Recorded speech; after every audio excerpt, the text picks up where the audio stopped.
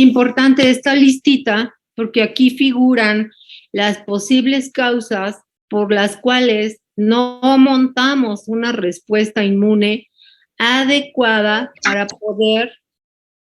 Adelante, con gusto.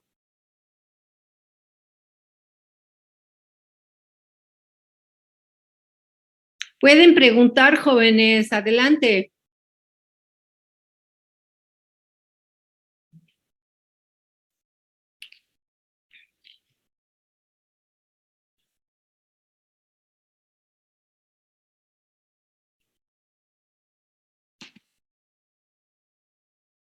Continuamos. Puede ser que tengamos carencia de las moléculas MHC clase 2, lo cual va a impedir la respuesta de TH cooperadoras. Podemos tener carencia o disminución en moléculas de adhesión. Podemos tener algunas mucinas que están interactuando, impidiendo la interacción entre las moléculas de superficie de las membranas celulares durante la presentación de antígeno. Podemos tener también la secreción de ciertas moléculas y dentro de ellas tenemos citocinas que se consideran inmunosupresoras o que también se conocen con el nombre de antiinflamatorias como TGF-beta, interleucina 10, interleucina 35.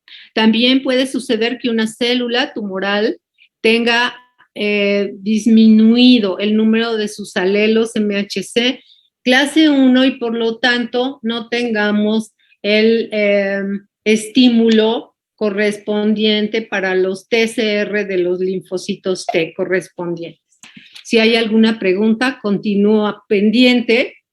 Y bueno, esa evasión o escape de la vigilancia inmunológica es precisamente cómo los tumores se escapan de la respuesta inmunológica. Cuando tenemos una persona libre de tumor free, el cuadrito de arriba, quiere decir que sus células dendríticas maduras están presentando de manera adecuada el antígeno a todos los linfocitos T. Y eso está mediando moléculas coestimulatorias, se está mediando la interleucina 12, por ejemplo, y va a llevar a la activación de los linfocitos T. ¿Cómo vamos a comprobar la activación de los linfocitos T en un paciente? Por los métodos in vitro, ya sea de adicionar mitógenos o adicionar antígenos. De esa manera vemos que esa persona está libre de tumor, ha eliminado a sus tumores espontáneos día a día de manera eficiente. ¿Y qué pasa en el cuadro inferior?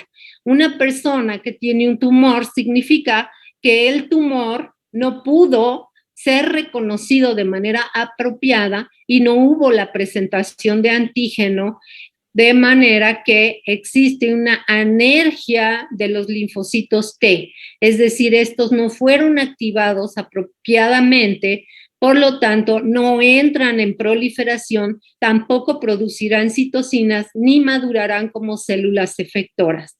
De esta manera, también se puede promover la respuesta TH2, que es la que produce las citocinas inmunosupresoras, y podemos tener la producción de ROS. Estos intermediarios del oxígeno también van a inhibir a la producción del efecto de las células T citotóxicas. Todas estas inhibiciones producen la evasión del tumor, es decir, el tumor se aprovecha para crecer porque no hay nadie que se le esté oponiendo para poder continuar con su crecimiento. Estos son los mecanismos de escape de tumores, es decir, cómo el tumor puede seguir creciendo, y es lo mismo que estaba en el listado, simplemente podemos tener carencia del péptido presentado con la MHC o de las moléculas de adhesión o ausencia de las moléculas coestimulatorias. También podemos tener degradación o endocitosis en los antígenos de la superficie que ya no se van a poder encontrar y detectar en la célula tumoral. Pero también podemos tener que las células T citotóxicas son inhibidas por factores que pueden ser secretados por el propio tumor o por linfocitos TH, como pueden ser el factor de crecimiento transformante TGF-beta.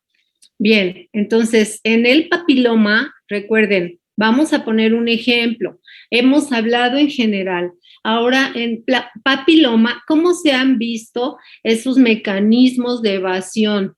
Bueno, este es un tumor que expresa antígenos, pero de manera no inmunogénica, no es capaz de inducir una buena respuesta. Esto pasa desapercibido para el sistema inmune innato, es decir, no se estimula ninguna inmunidad innata.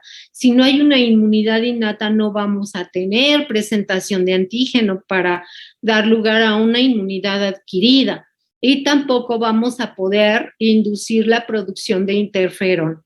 El interferón es elemental para poder activar a las células T citotóxicas.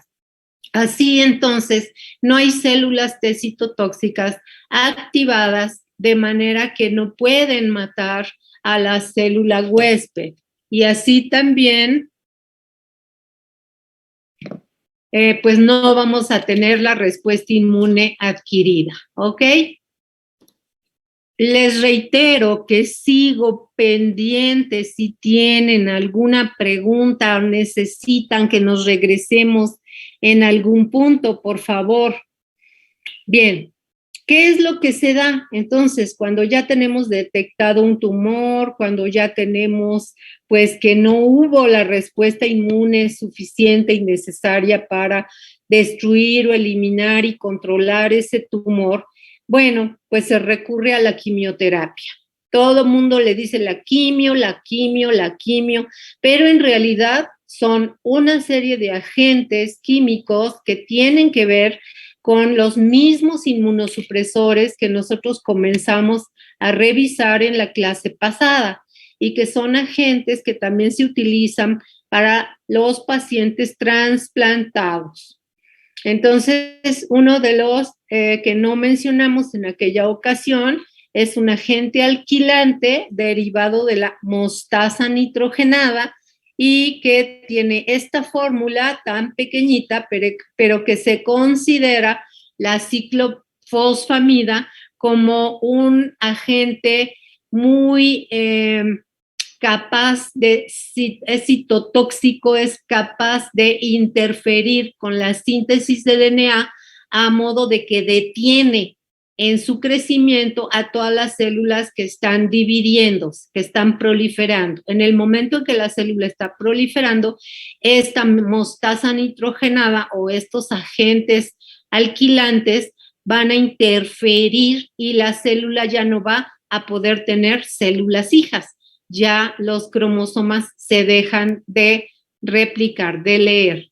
Bien, este tratamiento de ciclofosfamida ha sido muy utilizado en leucemias, en la enfermedad de Hodgkin, que es otra leucemia, en linfomas, en mieloma múltiple, en neuroblastoma, en tumor de glándula mamaria, de ovario, pulmón, cuello uterino, testículos, sarcomas de tejidos blandos, o sea, en muchísima variedad o tipos de diferentes cánceres.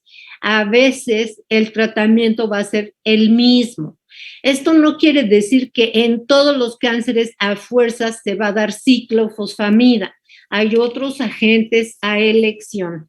Y para empezar a relacionar con la próxima clase, vamos a tener que dosis menores de este agente también ha sido útil para tratar algunas enfermedades autoinmunes, como es el lupus, la granulomatosis, la púrpura trombocitopénica, la artritis reumatoide. Entonces, quiero que entiendan el por qué, o sea, la razón por la que, aparte de ser un agente alquilante que puede ser usado para combatir un cáncer, porque es un agente citotóxico, también es un terapéutico que se puede usar en autoinmunidad.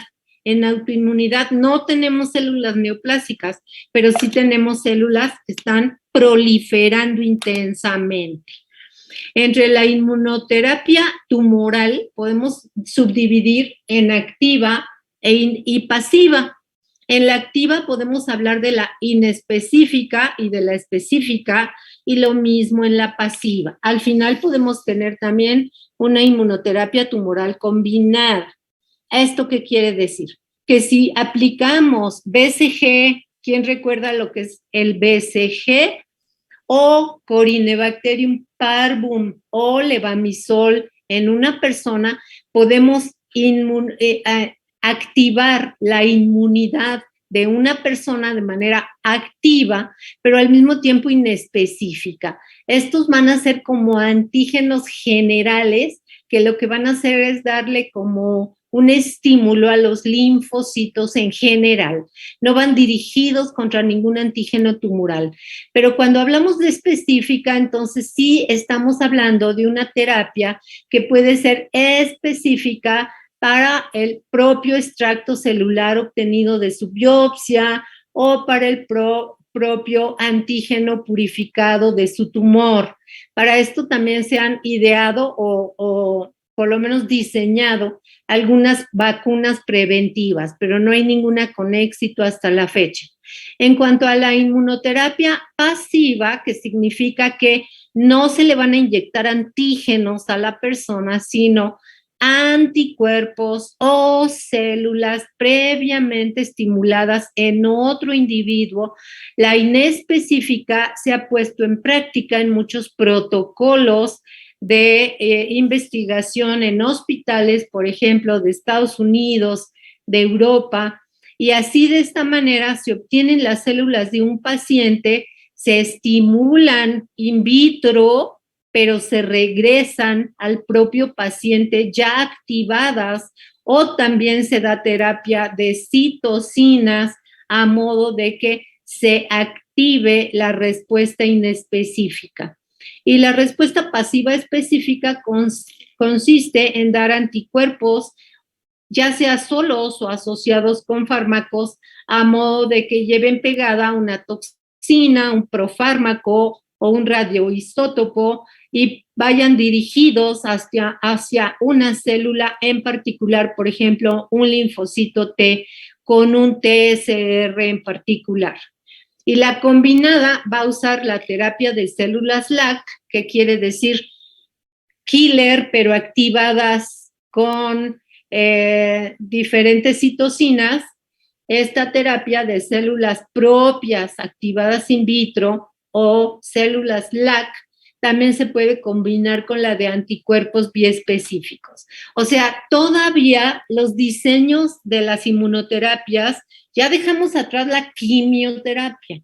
Ahora, hablando de que es muy tóxica, aparte de lo cara que es, y a la ciclofosfamida ustedes le deben de añadir la azatioprina, los tacrolimus, todos los otros agentes inmunosupresores que vimos en la clase de trasplante.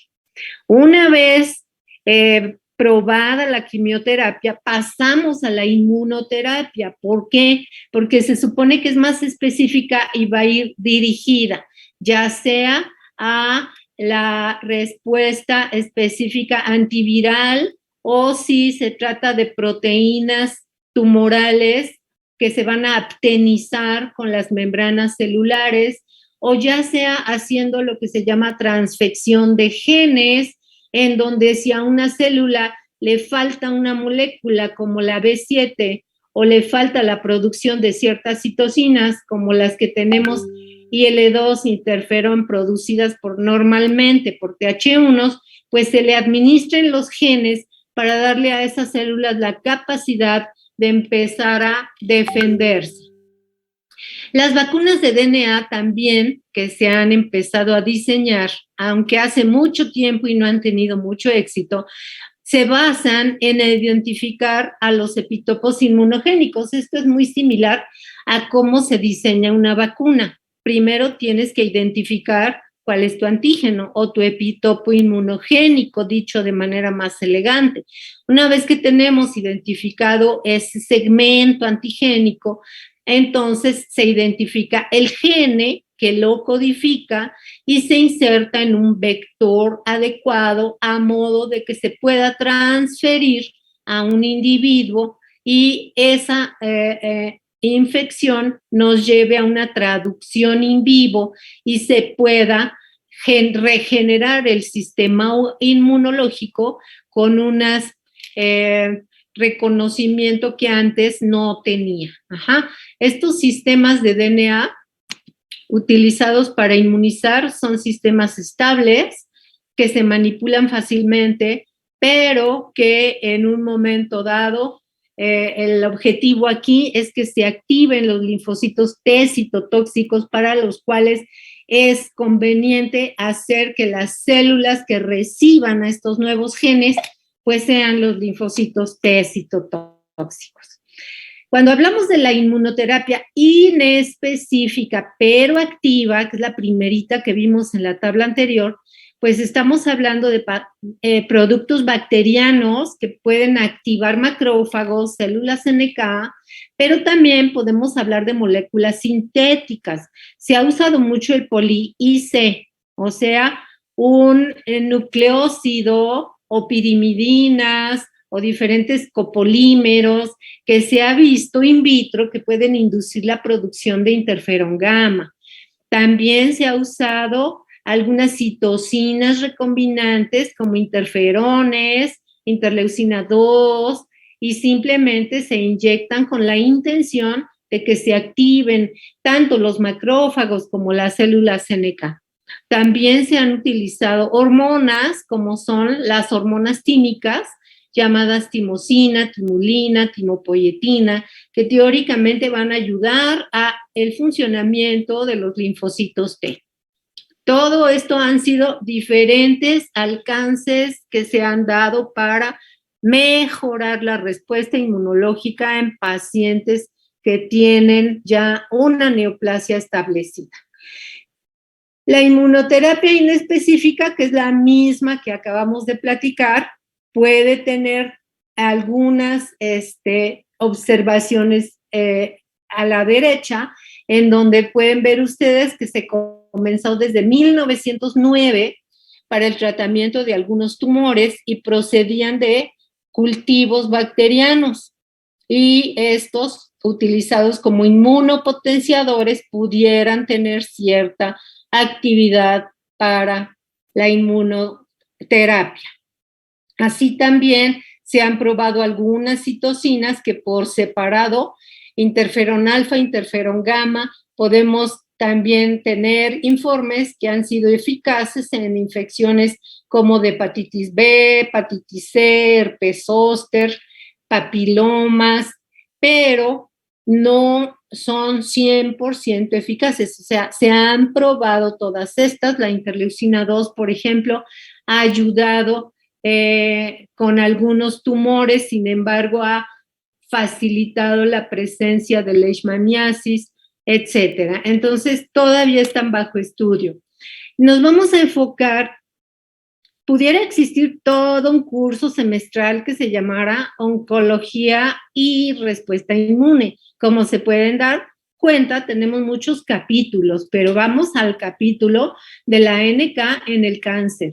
Esta célula, aparte de la T citotóxica que requiere una estimulación totalmente específica, esta es una de las células más importantes y se va a llamar LAC en el momento en que es activada in vitro por parte de alguno o los dos componentes que están aquí señalados y que son las citocinas interferón y interleucina 2, ¿ok? Entonces, aquí tomamos células NK de una persona y las obtenemos estériles in vitro para estimularlas. Esta es la terapia llamada LAC o células killer activadas, a modo de que una vez que estas células desarrollan más gránulos con contenidos que pueden ser líticos en las células blanco, podemos entonces tener un efecto efectivo de matar a las células malignas, ¿ok? Entonces, este diseño nada más nos habla que hay que regresarle las células activadas estériles después de haberlas incubado con estas citocinas y estas células LAC, en donde a veces también hay linfocitos T. Muchas veces se han puesto células citotóxicas que incluyen no nada más NK, también T citotóxicas para activarlas con citocinas de manera específica in vitro. Y bueno, pasando a otras terapias, las terapias más importantes o que se supone que están más dirigidas son aquellas terapias específicas. En este caso estamos hablando de una inmunoterapia pasiva que se da a través de la inyección de un anticuerpo, obviamente monoclonal, obviamente producido este anticuerpo en otro individuo, pero que tienen la especificidad contra esta proteína que se llama HER, H-E-R. Este es un receptor para el factor de crecimiento epidérmico humano. Este anticuerpo monoclonal de manera comercial se llama Herceptin y lo que tiene en realidad es un anticuerpo monoclonal llamado trastuzumab, que quiere decir que es de origen murino y luego se humanizó. Acuérdense que ZU-MAB significa humanizado. Es una IgG de ratón, una IgG1 humanizada, pero que reconoce en su sitio activo al factor de crecimiento HER2, ¿ok? Y en el dibujo ustedes pueden ver cómo los cánceres de mama sobreexpresan esta molécula, que aquí la tenemos de color morado, y al interactuar HER2 con su anticuerpo monoclonal, podemos entonces bloquear los ligandos de este componente que podría señalizar para llevar hasta el núcleo a factores de transcripción que vayan al gene del crecimiento de la célula. De esta manera se inhibe la proliferación de estas células. Entonces, este ya es un medicamento real y que está basado en la especificidad de los anticuerpos. Obviamente solamente se usa en cáncer de mama, que sea positivo para esta proteína HER positiva, ¿ok? Y esto nada más es aproximadamente en el 20 a 30% de los cánceres de mama. Otro hallazgo, otro alcance que se le puede dar para poder resolver las limitaciones de los anticuerpos es anticuerpos en vez de que se inyecten solos, así como la especificidad, sí, ok, nada más lo bloquea, pero ¿qué pasa con la célula? ¿Realmente la célula va a seguir viva? Entonces también se han identificado diferentes estrategias en donde a los anticuerpos los podemos pegar o conjugar a alguna enzima o algún profármaco o algún isótopo radiactivo o algunos venenos como es la ricina, pero también se han considerado anticuerpos, vean arriba por favor, que se llaman biespecíficos. Un anticuerpo biespecífico son dos anticuerpos pegados por su Fc, a modo de que ahora van a tener una especificidad dirigida hacia el tumor y otra especificidad dirigida hacia el linfocito CD3 positivo. ¿Por qué? Porque el segundo anticuerpo es anti-CD3.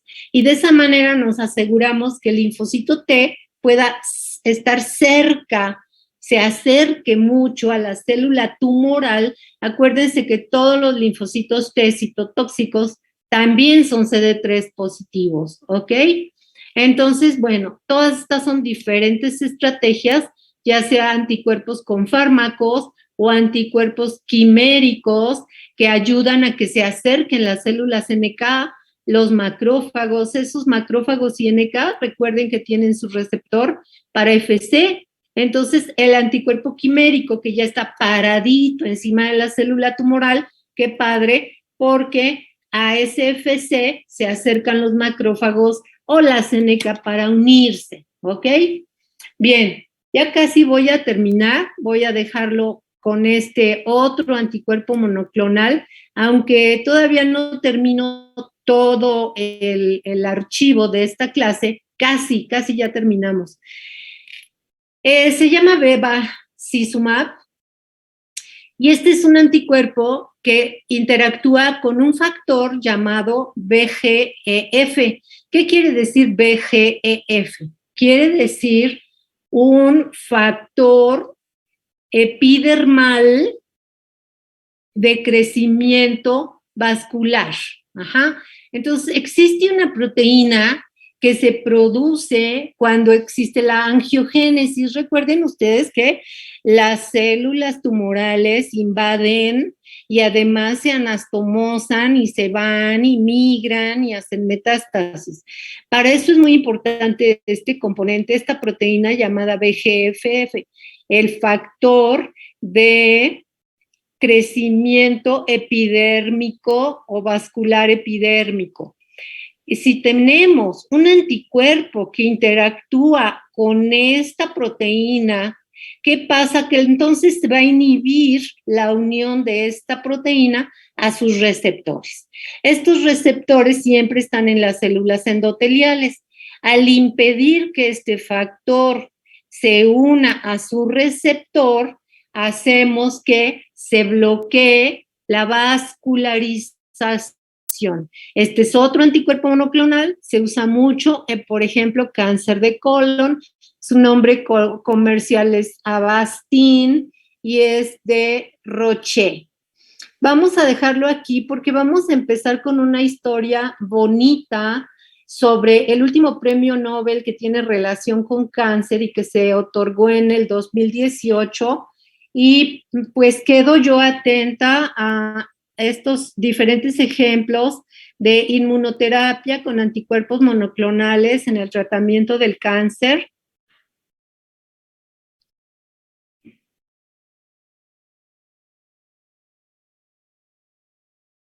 Gracias por su atención, jóvenes. Que tengan bonito día, tarde. Profesora. Gracias, profesora, igualmente. Gracias, profesor, igualmente.